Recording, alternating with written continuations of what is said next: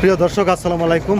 দর্শক, আপনারা দেখতে পাচ্ছেন আমি এই মুহূর্তে আছি, এটা হচ্ছে কিশোরগঞ্জ জেলা পাকুন্দিয়া উপজেলা দক্ষিণ চরটেকি এলাকা।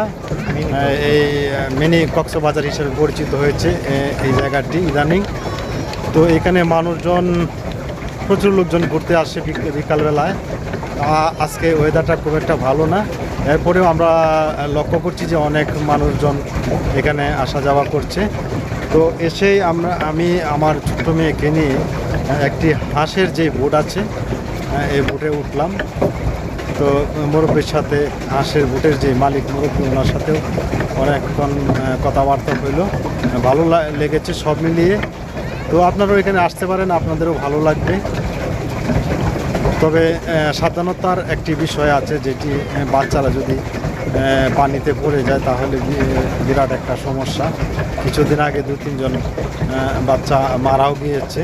এই জন্য বেশ সতর্কতার সাথে উঠতে হবে, নৌকায় চড়তে হবে। সবাইকে অসংখ্য ধন্যবাদ জানাচ্ছি। আমি খায়রুল আলম।